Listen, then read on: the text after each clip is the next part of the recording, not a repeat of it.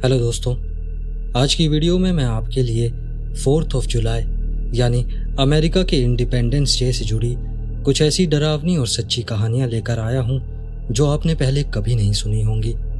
4 जुलाई America का सबसे बड़ा नेशनल हॉलिडे होता है। इस दिन लोग पटाखे फोड़ते हैं, परेड्स निकलती हैं, पार्टीज होती हैं और हर तरफ एक सेलिब्रेशन का माहौल होता है।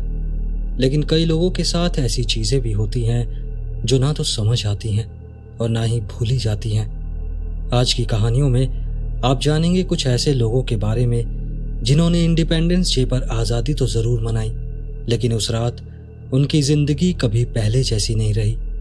लेकिन कहानियाँ शुरू करने से पहले मैं आपसे एक छोटी सी रिक्वेस्ट करना चाहता हूँ। हमारे 50% से ज़्यादा व्यूअर्स ने अब तक चैनल सब्सक्राइब नहीं किया है। अगर आपको ऐसी ही क्रीपी और ट्रू हॉरर स्टोरीज पसंद हैं तो वीडियो को लाइक करें और चैनल को सब्सक्राइब करें और कमेंट्स में बताएं कि आप देश और दुनिया के किस शहर से हमारी कहानियां सुन रहे हैं। आपके लाइक्स और कमेंट्स से हमें मोटिवेशन मिलती है और वीडियोस को रीच भी। तो चलिए शुरू करते हैं आज की पहली कहानी।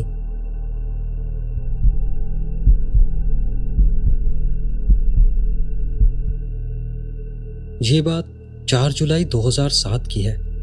तब मेरी उम्र करीब 16 साल थी। उस रात मेरे पास करने को कुछ नहीं था।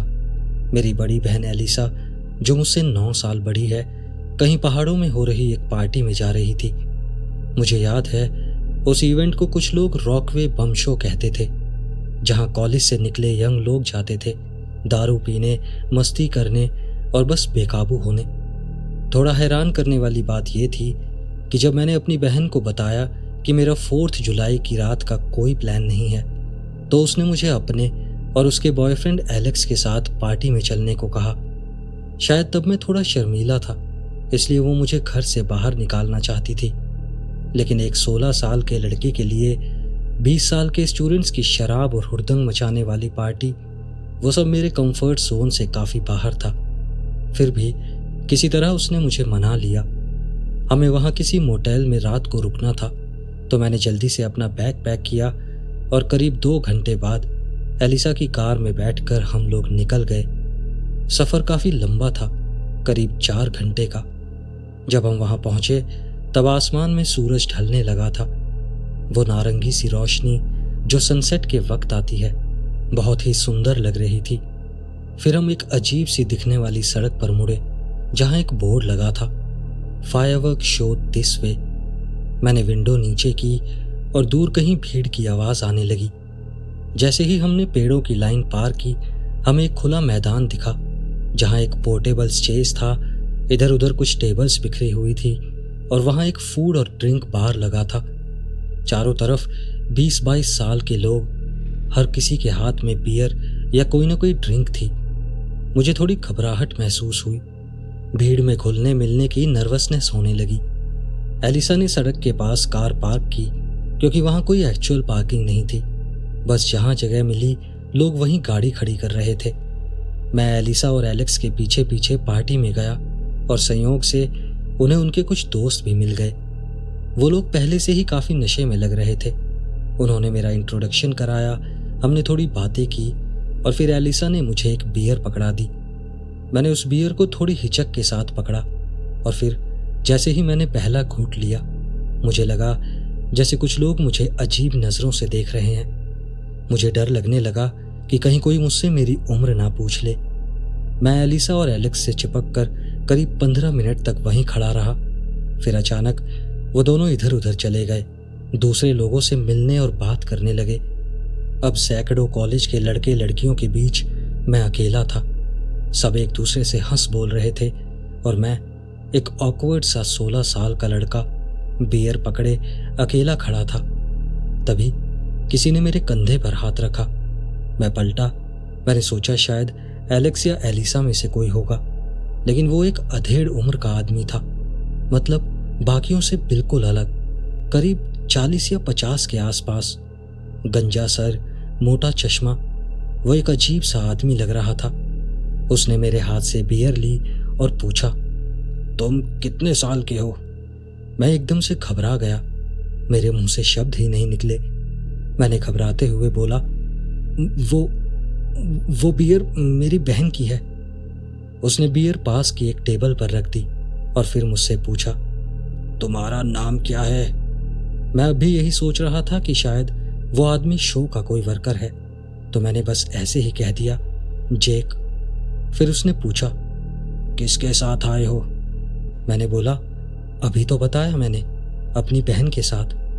किसी तरह मैंने उस आदमी से पीछा छुड़ाया और एलिसा और एलेक्स को ढूंढने लगा, लेकिन वहां इतने लोग थे और मेरे पास फोन भी नहीं था। मैं ना कॉल कर सकता था न मैसेज। धीरे धीरे मुझे बहुत अजीब सी फीलिंग होने लगी। मैं पार्टी से बाहर निकल गया और जंगल की तरफ चला गया।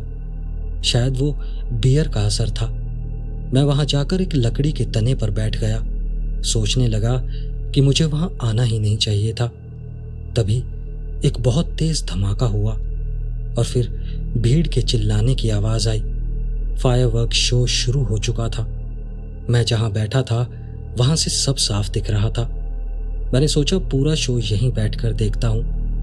आसमान में फूटते उन रंग बिरंगे पटाखों को देखकर मैं थोड़ी देर के लिए सब कुछ भूल गया। मैं भूल गया कि मैं कितना अपसेट था। लेकिन तभी अचानक मुझे सांस आनी बंद हो गई। किसी ने मेरे मुंह और नाक को कस के पकड़ लिया था। मैं छटपटाया, चिल्लाने की कोशिश की, खुद को छुड़ाने की कोशिश की। मेरी हालत खराब होने लगी।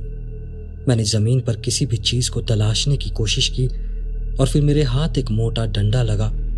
मैंने उसे उस इंसान के पैर पर मारने की कोशिश की, लेकिन कोई असर नहीं हुआ। फिर उसने मुझे जमीन पर गिराया, पेट के बल, और मेरी पीठ पर बैठ गया। आखिरी कोशिश में मैंने एक बड़ा सा पत्थर उठाया और झटके से उसके चेहरे पर दे मारा। वो जोर से कराहा और उसकी पकड़ थोड़ी ढीली पड़ गई। मुझे एक मौका मिल गया था और मैं वहां से उठकर भागा। भागते हुए मैंने एक बार पीछे मुड़कर देखा। उस आदमी ने वही कपड़े पहने हुए थे जैसे उस अधेड़ उम्र वाले आदमी ने पहने थे। वो देखकर मैं काफी घबरा गया। मैं उस तरफ भागा जहां फायरवर्क्स चल रहे थे। फिर मैं पार्टी के होस्ट के पास पहुंचा और उससे पूछा, क्या आप उस आदमी को जानते हो? उसने कहा, नहीं। मैंने जो कुछ मेरे साथ हुआ सब कुछ उसे बताया। तभी उनमें से एक लड़का बोला, हे भगवान, हम अभी इसकी कंप्लेंट करते हैं। आखिरकार एलिसा और एलेक्स मेरे पास आए और वो इतने नशे में थे कि गाड़ी भी नहीं चला सकते थे। मोटेल तक जाने के लिए मुझे खुद कार ड्राइव करनी पड़ी। मैंने कभी भी अपनी फैमिली को ये बात नहीं बताई। मुझे शर्म आती थी कि किसी ने मेरे साथ उस तरह की हरकत करने की कोशिश की, लेकिन उस हादसे की वजह से मुझे अधेड़ उम्र के आदमियों से डर लगता है। मैं उनके पास जाने से डरता हूँ। आज मुझे लगता है मुझे वो बात सबको बतानी चाहिए थी। अपना दिल हल्का करना चाहिए था। शायद तब मेरे दिमाग में वो डर ना बैठता, और शायद इसलिए मैं ये बात आज आप लोगों को बता रहा हूँ।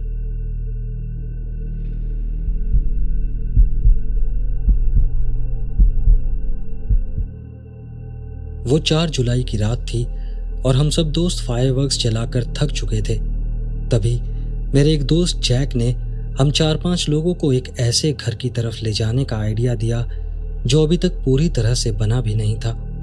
हम में से 2 लोगों को बहुत जल्दी बोरियत होने लगी, इसलिए वो लोग उस घर को एक्सप्लोर करने से पहले ही वापस चले गए। अब उस घर में सिर्फ हम 3 लोग बचे, जैक, मैं और एडम। उस अधूरे मकान की दीवारें भी पूरी नहीं बनी थी। वहां ज्यादातर बस फ्लोरबोर्ड्स और कुछ लकड़ियां थीं जो मकान के स्ट्रक्चर को होल्ड कर रही थीं। मकान के बाहर से अंदर झांकना भी आसान था। बेसमेंट में सीमेंट का फर्श और दीवारें थीं। उस घर में टोटल 3 फ्लोर थे, ग्राउंड फ्लोर, अपर फ्लोर और नीचे एक बेसमेंट। सीढ़ियां इतनी बनी हुई थीं कि आप आराम से ऊपर नीचे जा सकते थे। जैक ने हमें कहा कि फोन की टॉर्च ज्यादा मत जलाओ, क्योंकि आसपास के बाकी मकान पूरे बन चुके थे और उनमें लोग रह रहे थे। अगर किसी ने हमें वहां घूमते देख लिया तो वो पुलिस को बुला सकते थे। इसलिए हम ज्यादातर चांद की रोशनी के सहारे ही देख रहे थे। हम तीनों ज्यादातर समय साथ साथ ही रहे। जैसे ही हम ऊपर पहुंचे, नीचे से या बेसमेंट से कुछ आवाज सुनाई दी। हम लोग भागकर नीचे पहुंचे, लेकिन हमें वहां कुछ नहीं मिला। और जैसे ही हम नीचे पहुंचे उसी वक्त ऊपर से आवाज आई, तो हम दौड़कर ऊपर पहुंचे, लेकिन वहां भी कोई नहीं था। वो पैटर्न कुछ देर तक ऐसे ही चलता रहा। हमने सोचा शायद वो आवाज हवा की वजह से आ रही है, या फिर लकड़ियां या पाइप गिरे होंगे, या कोई जानवर अंदर घूम रहा होगा। पर थोड़ी देर बाद जब हम धीरे धीरे बेसमेंट में चल रहे थे, तभी मैंने देखा एक इंसान हमारे पास वाली सीढ़ियों से धीरे धीरे ऊपर जा रहा था, लेकिन कम रोशनी की वजह से मैं उसे पहचान नहीं पाया कि वो कौन है। मैंने धीरे से जैक और एडम को आवाज लगाकर पूछा, क्या सीढ़ियों पर तुम लोग हो?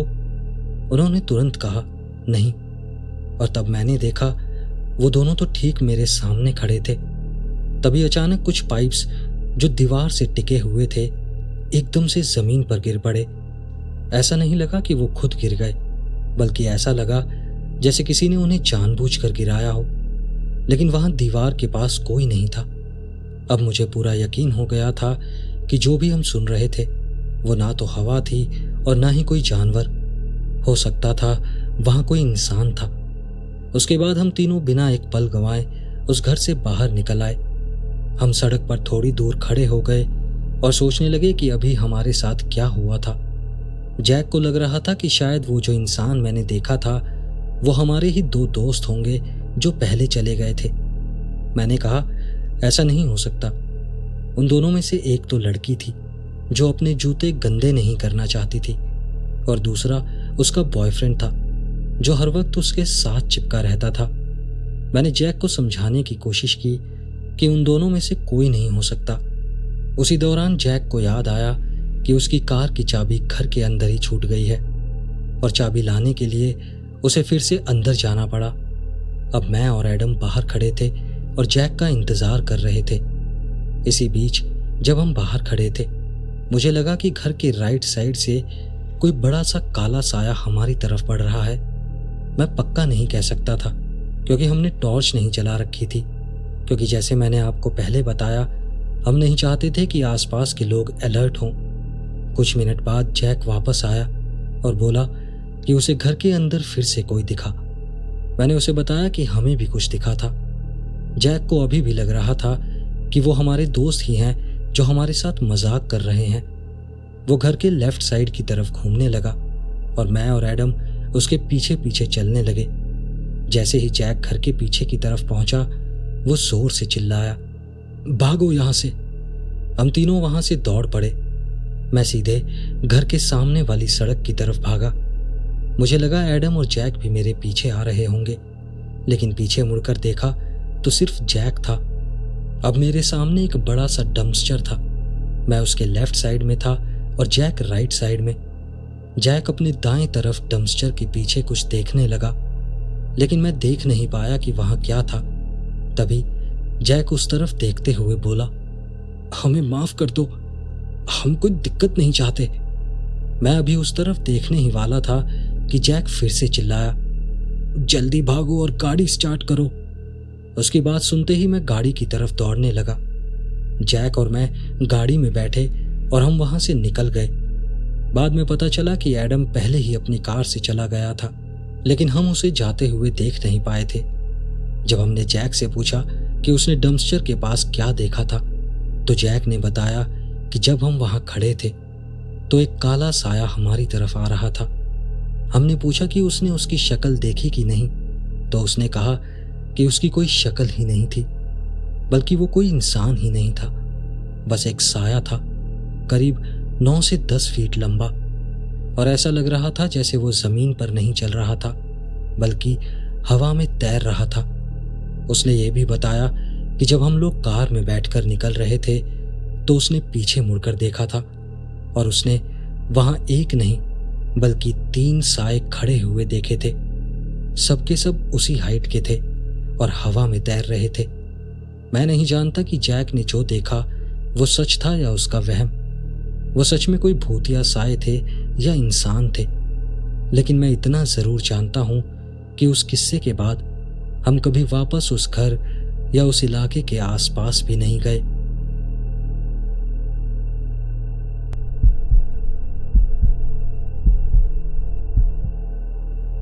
मेरा नाम आइवन है। मैं 15 साल का हूँ और ये मेरी ज़िंदगी का सबसे डरावना एक्सपीरियंस है।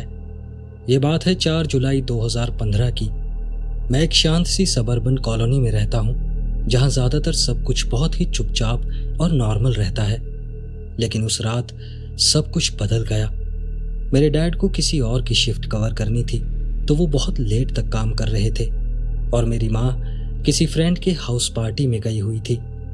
अब क्योंकि वो फ्राइडे नाइट थी तो मैं हमेशा की तरह अपने कंप्यूटर पर गेम्स खेल रहा था और फ्रेंड्स के साथ चैट कर रहा था। यही मेरा हर शुक्रवार की रात को एंजॉय करने का तरीका था। सब कुछ नॉर्मल चल रहा था। 9 या 10 बजे का टाइम रहा होगा। मैं अपनी टीम के साथ बात करते हुए लीग ऑफ लेजेंड्स खेल रहा था। तभी अचानक मैंने कोई आवाज़ सुनी, जैसे कोई खिड़की बंद हुई हो या कोई दरवाज़ा बंद हुआ हो। पहले तो लगा शायद वो आवाज़ डिशवॉशर से आई होगी क्योंकि वो बहुत ज़ोर की आवाज़ करता था। मैंने इग्नोर किया और वापस अपने गेम पर ध्यान देने के लिए हेडसेट की वॉल्यूम और बढ़ा दी।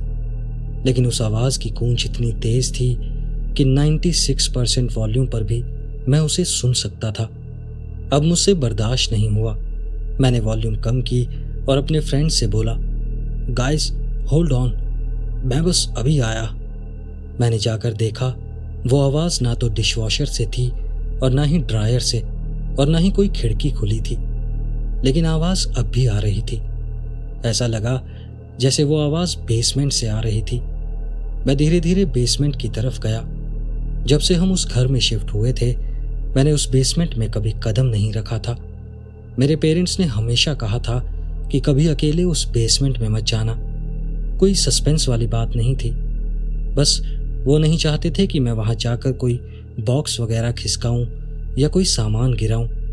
वो बेसमेंट बहुत गंदा था और उसका दरवाज़ा भी थोड़ा ख़राब था। जब वो दरवाज़ा खुलता था तो एक अजीब सी क्रीपी सी हवा आती थी। मैंने बेसमेंट के दरवाजे के पास जाकर कान लगाया और वो तेज़ आवाज़ करीब 2 मिनट तक चलती रही और फिर अचानक खामोशी छा गई। मैं रिलैक्स हो गया। मैंने सोचा कि चलो आवाज़ बंद तो हुई। मैंने लंबी सांस ली, सोचा अब कमरे में लौट जाता हूँ। लेकिन तभी वो आवाज़ फिर से शुरू हो गई। पहले हल्की, फिर थोड़ी तेज़, फिर और तेज़ और फिर बहुत तेज़। मैं घर में बिल्कुल अकेला था। ना पेरेंट्स थे, ना कोई पेट था और ना ही कोई बेबी सिटर, और मेरे पास खुद को बचाने के लिए कोई हथियार भी नहीं था। मैं इतना डर गया था कि मुझे अपनी पूरी जिंदगी एक फ्लैश में याद आने लगी, जैसे मैं अभी मरने वाला हूँ। वो आवाज़ अब बहुत तेज़ हो चुकी थी। मैं सीधा अपने रूम में गया, धीरे से दरवाज़ा बंद किया, लॉक किया। फिर मैंने अपना फ़ोन निकाला और मॉम को कॉल किया। मॉम ने कहा कि अभी के अभी 911 को कॉल करो। मुझे भी वो आइडिया अच्छा लगा। मैंने तुरंत पुलिस को कॉल किया और जैसे ही मैं पुलिस ऑपरेटर से बात कर रहा था तभी मुझे नीचे से कोई दरवाज़ा खुलने की जोरदार आवाज़ आई। वो आवाज़ इतनी तेज़ थी कि साफ पता चल रहा था किसी ने बेसमेंट का दरवाज़ा खोला था। ऑपरेटर ने कहा, हम जल्दी से जल्दी आपके पास पहुंच जाएंगे। और उसी पल मेरे अंदर एक भयानक डर बैठ गया। कोई मेरे घर के अंदर था और मैं उन आवाज़ों को सुनने के अलावा और कुछ नहीं कर सकता था। बाहर दूर कहीं फायरवर्क्स की आवाज़ आ रही थी, लेकिन घर के अंदर किचन और लिविंग रूम में कोई हमारी चीज़ें हिला रहा था, कुछ ढूंढ रहा था। मैंने घबराते हुए फ्रेंड्स को चैट में लिखा कि मेरे घर में कोई घुस आया है, और उनके जवाब देखने से पहले ही सीढ़ियों पर कदमों की आवाज़ आने लगी। मैंने बिना वक्त गंवाए खिड़की खोली और 2 मंजिल नीचे लॉन में छलांग मार दी। मेरा बायां टखना टूट गया। मैं घिसटते हुए जितना दूर जा सकता था वहां तक गया, और जैसे ही मैंने ऊपर खिड़की की तरफ देखा वहां कोई खड़ा था। अब तक की जिंदगी में मैंने ऐसा डरावना चेहरा नहीं देखा था। एक टेढ़ा सा मुंह, भूरे बिखरे हुए बाल और वो आंखें इतनी काली थी कि दिख ही नहीं रही थी। लेकिन मैं उसे बस कुछ ही सेकंड्स के लिए देख पाया, क्योंकि फिर वो मुड़ा और खिड़की से हट गया, और तभी पुलिस कार की आवाज़ें सुनाई दी। वो पल मेरी जिंदगी का सबसे सुकून भरा पल था।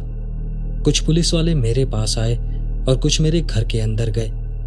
थोड़ी देर बाद मैंने देखा पुलिस वाले उस आदमी को पकड़कर हथकड़ी में गाड़ी तक ले जा रहे थे, और जब वो मेरे पास से गुजरा उसने मुझे ऐसे देखा जैसे वो मेरी जान ले लेगा।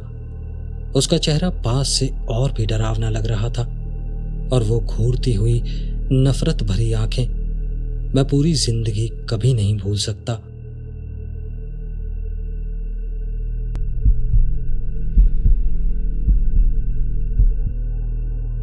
ये बात 4 जुलाई की है, मेरे बर्थडे के 2 दिन बाद की। हम न्यू जर्सी के एक बहुत ही शांत से छोटे शहर में रहते हैं जहां ज्यादा कुछ नहीं होता।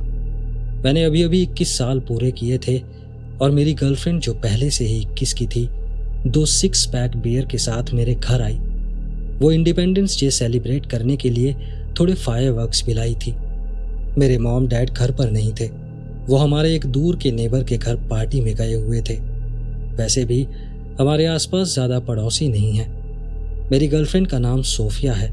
वो आई और हम दोनों बैकयार्ड में चले गए और वहीं बैठकर हम बियर पीने लगे। उसके पास 2 बड़े फायरवर्क मिसाइल्स थे, कुछ बॉटल रॉकेट्स भी थे और कुछ पटाखे भी। लेकिन सच कहूं, मेरी नज़र सीधी उन 2 मिसाइल्स पर गई। दूसरी बियर खत्म करते ही मैं डेक से उठा और पहले 2 बॉटल रॉकेट्स फोड़ दिए। अब बारी थी पटाखों की।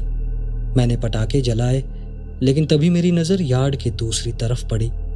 हमारे गैरेज का दरवाज़ा खुला था। मैंने सोफिया से कहा, रुको, मैं बस अभी आता हूँ। मैं गैरेज की तरफ गया, अंदर गया और लाइट्स ऑन की। गैरेज के हर ड्रॉर और क्लोजेट का दरवाज़ा खुला हुआ था।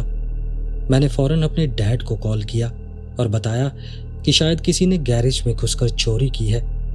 उनका रिएक्शन वैसा ही था जैसे एक डैड का होता है। तुम्हारे घर पर होते हुए ऐसा कैसे हो सकता है? अब जल्दी बताओ, क्या क्या चोरी हुआ है? मैंने कहा, पता नहीं, बस सारे ड्रॉर्स खुले पड़े हैं। वो बोले, ठीक है, तुम वहीं रुको, मैं अभी आता हूँ। अब मेरे डैड पार्टी से थोड़ी देर के लिए निकलकर घर की तरफ आ रहे थे। मैं वापस डेक पर आया और सोफिया को सब कुछ बताया। वो भी शॉक में थी। वो खुद भी जाकर देख कर आई और फिर हम दोनों बैकयार्ड में बैठकर बस वहीं चुपचाप इंतजार करने लगे। काफी देर हो गई लेकिन डैड नहीं आए। मैंने सोचा, चलो मिसाइल ही फोड़ लेते हैं, आखिर वो इंडिपेंडेंस डे था। सोफिया ने भी कहा कि हाँ, चलो मिसाइल फोड़ते हैं। पहली मिसाइल बहुत बड़ी थी, उसने पूरा बैकयार्ड 1 सेकंड के लिए रोशन कर दिया। मुझे बहुत अच्छा लगा। मैंने सोफिया को दोबारा थैंक यू कहा और दूसरी मिसाइल की फ्यूज जलाई। लेकिन जैसे ही फ्यूज जल रही थी, हमने यार्ड के पीछे जंगल से एक टहनी टूटने की जोरदार आवाज सुनी। हम दोनों एक साथ उस तरफ देखने लगे और तभी जैसे ही दूसरी मिसाइल आसमान में फूटी, उसकी रोशनी में हमें वहां एक इंसान की परछाई दिखाई दी। वो इंसान जंगल के अंदर खड़ा था, हमारी तरफ देख रहा था। हम दोनों ने एक साथ जोर से चीख मारी। उसी पल मेरे डैड वहां आ पहुंचे और हम दोनों उनके साथ मिलकर उस आदमी की तरफ दौड़े। लेकिन जैसे ही हम जंगल में घुसे, हमें ना तो वो आदमी दिखा और ना ही उसके जाने की कोई आवाज आई। हमारे गैरेज में एक पुराना सिक्योरिटी कैमरा लगा हुआ था, लेकिन हमने उसे बहुत टाइम से यूज नहीं किया था। हमने सोचा कि शायद उसमें कुछ रिकॉर्ड नहीं हुआ होगा और हमने उसकी फुटेज चेक ही नहीं की। अब शायद रात 1 या 2 बजे का टाइम रहा होगा। मैं सोने ही जा रहा था, बस ऐसे ही मैंने खिड़की से बाहर झांका और देखा गैरेज की लाइट ऑन है। मैंने तुरंत डैड को बुलाया। हम दोनों गैरेज की तरफ गए और इस बार हमने वहां एक भयानक नज़ारा देखा। इस बार पूरा गैरेज पूरी तरह से तहस नहस कर दिया गया था। डैड के कुछ महंगे टूल्स भी गायब थे। हम भागकर घर में आए और हमने सोचा कि कैमरे की फुटेज चेक करके देखते हैं, शायद कुछ रिकॉर्ड हुआ हो। कैमरा चल रहा था लेकिन उसमें कुछ भी रिकॉर्ड नहीं हुआ था। हमने सोचा कि अगर कैमरा रिकॉर्ड कर रहा होता तो हम सबूत के साथ पुलिस को कंप्लेंट करते। लेकिन तभी हमने कैमरे में लाइव कुछ देखा और जो हमने देखा उसने हमें अंदर तक हिला दिया। हमारे ही सामने गैरेज की लाइट ऑन हुई, लेकिन फिर कैमरा किसी चीज से ब्लॉक हो गया। ऐसा लगा जैसे किसी ने कागज का टुकड़ा कैमरे के सामने चिपका दिया हो। हम दोनों गैरेज की तरफ भागे, लेकिन वहां कोई नहीं था। लेकिन वहां एक नोट चिपका हुआ था, वही नोट जो गैरेज के डेस्क से उठाया गया था। और जानते हैं उस पर क्या लिखा था? Happy independence day. हमने बहुत कंप्लेंट की, पुलिस ने उसे ढूंढने की भी कोशिश की, लेकिन हम उस चोर को कभी नहीं ढूंढ पाए।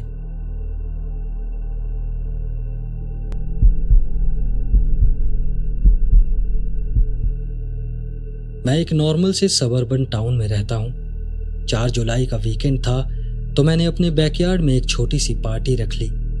मॉम डैड बाहर गए हुए थे, तो टाइमिंग एकदम परफेक्ट थी। मैंने करीब 20 लोगों को इनवाइट किया था।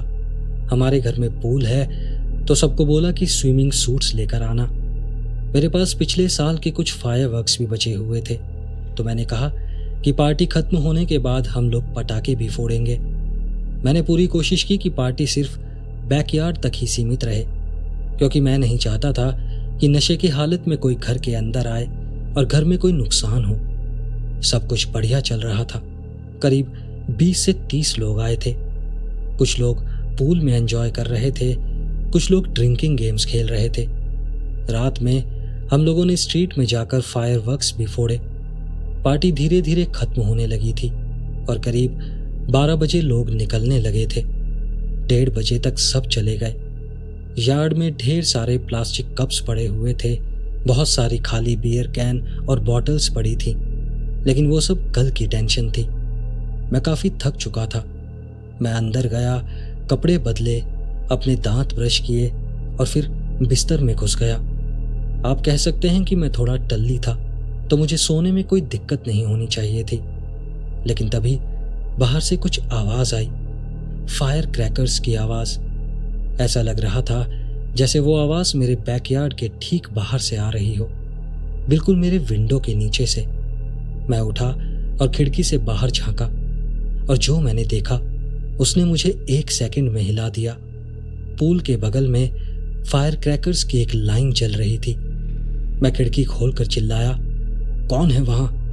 मैंने सोचा शायद कोई दोस्त होगा जो मजाक कर रहा होगा। मैं नीचे भागा, पीछे के दरवाजे तक गया। मैंने स्लाइडिंग ग्लास डोर खोला, लेकिन मच्छर वाले स्क्रीन डोर को बंद ही रखा। बैकयार्ड में नजर दौड़ाई और फिर से कहा, कौन है बाहर? लेकिन कोई जवाब नहीं आया। अब तक वो फायर क्रैकर्स भी बुझ चुके थे। कोई ना कोई तो था वहां, क्योंकि वो पटाखे अपने आप नहीं फूट सकते थे। मैंने तभी अपने दोस्तों को टेक्स्ट किया, यहां तक कि ग्रुप चैट में भी डाल दिया कि क्या अभी भी कोई मेरे घर में रुका है। कुछ ही लोगों ने जवाब दिया, क्योंकि शायद ज्यादातर लोग सो चुके थे, और जिन्होंने जवाब दिया उन सब ने कहा कि वो अपने अपने घरों में हैं। मैं बैकयार्ड में बाहर निकला, थोड़ी देर चारों तरफ देखा। जब कोई नहीं दिखा तो मैं वापस अंदर गया, डोर लॉक किया और अपने कमरे में आ गया। अभी बेड पर लेटे हुए मुझे 5 मिनट भी नहीं हुए थे कि मैंने ऊपर लिविंग रूम से कुछ आवाज सुनी, जैसे बियर पोंग की बॉल टेबल से गिरकर लकड़ी के फ्लोर पर टप्पा खा रही हो। मेरा दिल जोरों से धड़कने लगा। मैं सोचने लगा, क्या मेरे घर के अंदर कोई है? क्या कोई दोस्त नीचे सो गया है या किसी और रूम में छुपा हुआ है? ये पॉसिबल था, लेकिन मैं कोई रिस्क नहीं लेना चाहता था। मैं चुपचाप बिस्तर से उठा, डोर के पास गया और कान लगाकर सुनने लगा। कुछ देर के लिए कोई आवाज नहीं आई, और फिर साफ साफ कदमों की आवाज आई। वो कदम मेरे कमरे की तरफ बढ़ रहे थे। तभी दरवाजे का डोर नॉब हिलने लगा, लेकिन दरवाजा लॉक था। फिर एक जोर की खटखटाने की आवाज आई। मैं चिल्लाया, जो भी कोई है बाहर निकल जाओ, वरना मैं गोली मार दूंगा। तभी बाहर से एक गहरी मर्दाना आवाज आई, जे तुम अंदर हो? और फिर मेरे ही कमरे के अंदर से एक और आवाज आई, हाँ मैं अंदर हूं। मैं पलटा और कोने में देखा, वहां कोई था। मैं जोर से चीखा, इतनी जोर से चीखा कि जैसे मेरी जान ही निकल गई हो। वो आदमी मेरे पास आया, उसके हाथ में कुछ था। उसके हाथ में गन थी। उसने मेरा मुंह देखा और बोला, चुप रहो वरना तुम्हारी जान ले लूंगा।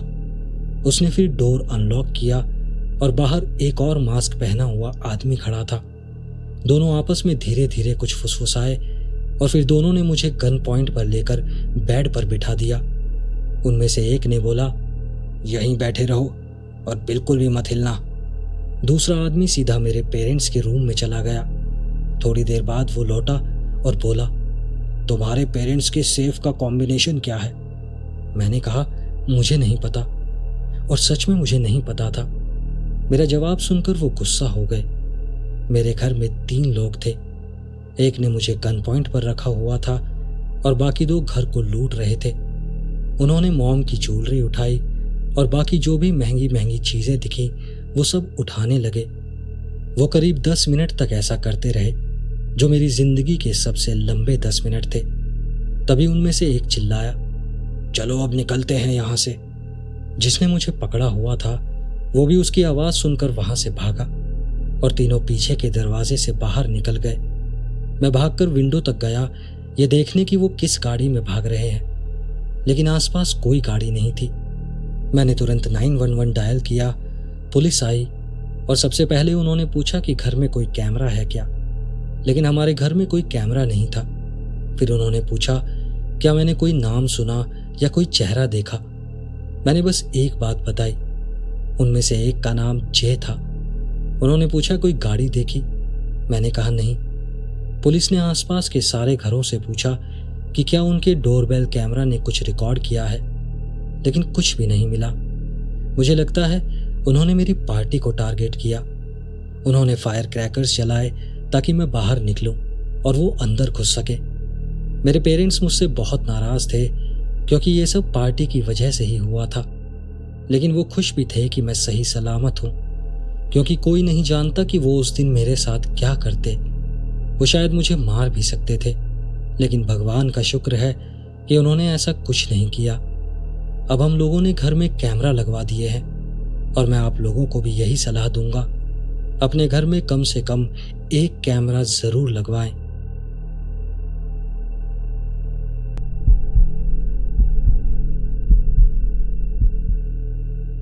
ये बात 4 जुलाई 2015 की है। मेरे घर के पास जो पार्क है वहां हर साल की तरह फायरवर्क शो हो रहा था, लेकिन हर बार की तरह इस बार भी वो जगह बहुत ज्यादा भीड़ भाड़ और अफरा तफरी से भरी हुई थी। ऊपर से पार्किंग की भी कोई जगह नहीं मिल रही थी। ज्यादातर लोगों को ये पता भी नहीं था कि उसी पार्क के बगल में एक छोटा सा सुनसान और गड्ढे नुमा इलाका था जहां से फायरवर्क्स का परफेक्ट व्यू दिखता था। वो जगह मुझे मेरे एक दोस्त ने दिखाई थी।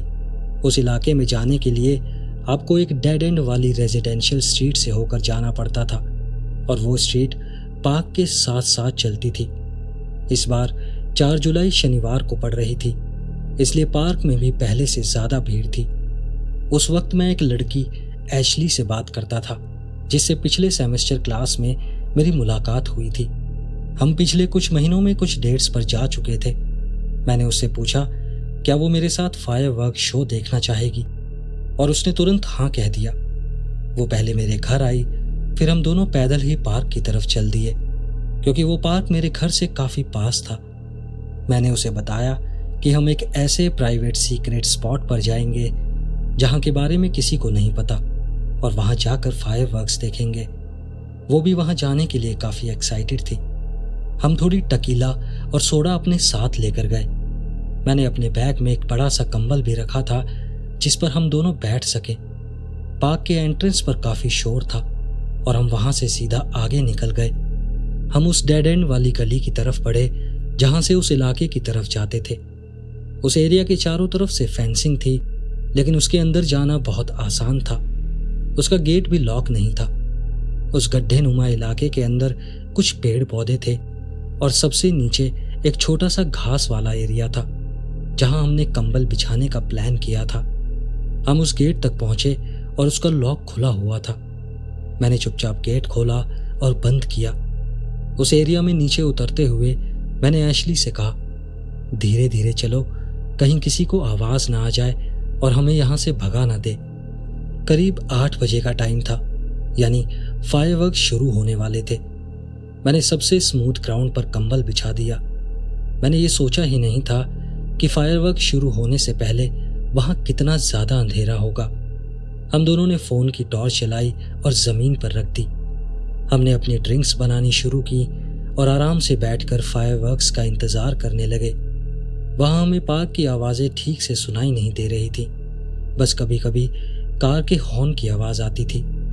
हमने जैसे ही पहला ड्रिंक शुरू किया, हम दोनों को अपने पीछे से एक अजीब सी आवाज सुनाई दी, जैसे किसी ने झाड़ियों पर पैर रखा हो। हम दोनों ने पीछे मुड़कर देखा, लेकिन वहां बस अंधेरा था।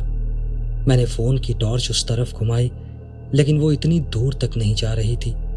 तब मेरे पास iPhone 6 था और उसकी लाइट इतनी स्ट्रांग नहीं थी। एशली ने मुझसे पूछा, क्या यहाँ और लोग भी आ सकते हैं? मैंने कहा, इस जगह के बारे में सिर्फ मेरे कुछ दोस्त जानते हैं, बाकी और तो कोई नहीं आता यहाँ। मैंने उसे समझाया कि शायद कोई कुत्ता या बिल्ली होगी। तभी फायरवर्क्स हवा में छोड़े गए और हम दोनों एकदम से डर गए। लेकिन जब जब बड़े फायरवर्क्स फूटते, वो पूरा इलाका कुछ सेकंड्स के लिए उजाले से भर जाता। कुछ देर हम आराम से बैठकर पीते रहे और आसमान में फायरवर्क्स देखते रहे। लेकिन फिर मुझे फिर से हमारे पीछे से कुछ आवाज आई। शायद एशली ने वो आवाज नहीं सुनी थी, लेकिन उसने मेरी तरफ देखा और पूछा, तुम क्या देख रहे हो? मैंने कहा, कुछ नहीं। मैं नहीं चाहता था कि वो डर जाए, क्योंकि वहां आने का आइडिया मेरा ही था। लेकिन अब खुद मुझे डर लगने लगा था। मैं मुड़ा और सीधे पीछे की झाड़ियों में देखने लगा। तभी कई बड़े फायरवर्क्स आसमान में एक साथ फूटे और उसी उजाले में मैंने कुछ देखा। एक काली आकृति झाड़ियों में खड़ी थी। वो कोई इंसान था जो वहां छुपा हुआ था। मैंने फुसफुसाकर एशली से कहा, कोई वहां झाड़ियों के पास है। मेरे बोलते ही वो भी मुड़ी और देखने लगी, लेकिन अब तक उजाला खत्म हो गया था। कुछ सेकंड्स तक कोई फायरवर्क नहीं फूटा। जब अगला फायरवर्क फूटा तो वो जो कोई भी था अब गायब था। मेरे रिएक्शन की वजह से शायद एशली डर गई, क्योंकि तभी उसने कहा, मैं यहां से निकलना चाहती हूं। अब हम दोनों काफी डर चुके थे। हमने तय किया फायरवर्क्स अभी भी चल रहे हैं, इसलिए उनके उजाले में ही यहां से निकल चलते हैं। मैं जल्दी से कंबल और ड्रिंक्स उठाने लगा और जैसे ही मैंने सब कुछ समेटा, फायरवर्क शो वहीं खत्म हो गया। अब वो इलाका एकदम शांत था और चारों तरफ अंधेरा था। हमने फिर से फोन की टॉर्च जलाई और ऊपर की तरफ चढ़ने लगे। जैसे जैसे हम ऊपर पहुंचने लगे, मुझे फिर से वही डरावनी फीलिंग आने लगी। मैंने टॉर्च घुमाकर झाड़ियों और पेड़ों के उस हिस्से में देखा जहां मुझे वो इंसान दिखा था, और तभी मेरा दिल एक सेकंड के लिए रुक गया। वहां फिर से वही काली आकृति थी, हमसे शायद 10 फीट दूर। ऐसा लग रहा था कोई आदमी काले हुडी या किसी रोब जैसी चीज में खड़ा है। उसने हुड अपने सर पर ढका हुआ था, जबकि उस रात तापमान करीब 82 डिग्री फ़ारेनहाइट था, मतलब काफी गर्मी थी।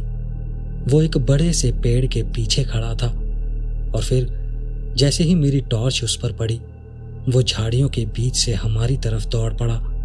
मैंने एशली को धक्का देकर बोला कि भागो। हम वहां से जान बचाकर भागे।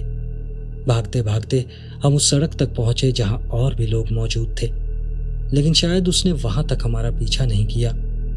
मुझे नहीं पता वो इंसान वहां क्या कर रहा था, लेकिन ऐसा लग रहा था कि पूरे फायरवर्क शो के दौरान वो हमें घूर रहा था, और जब वो हमारी तरफ दौड़ा तो साफ था कि उसका इरादा कुछ सही नहीं था। मुझे सिर्फ एक ही आदमी दिखा, तो मुझे लगता है कि वो अकेला था, लेकिन हो सकता है मैं गलत हूं। हो सकता है वहां और भी लोग हों जो सही मौके का इंतजार कर रहे हों। शायद वो फायरवर्क शो खत्म होने का और पूरा अंधेरा होने का इंतजार कर रहे थे। हमने फायरवर्क्स चलते हुए ही वहां से निकलने का सोचा था, और शायद हमारे उसी डिसीजन ने हमारी जान बचाई थी। तब से लेकर आज तक मैं कभी उस इलाके के आसपास तक भी नहीं गया। दोस्तों, अगर आपको ये कहानियां पसंद आई हों तो इस वीडियो को लाइक ज़रूर करें और चैनल को भी सब्सक्राइब करें, और हमें कमेंट्स में बताएं कि आपको सबसे ज़्यादा अच्छी कौन सी कहानी लगी। तो चलिए मिलते हैं ऐसी ही किसी और वीडियो के साथ। नमस्कार।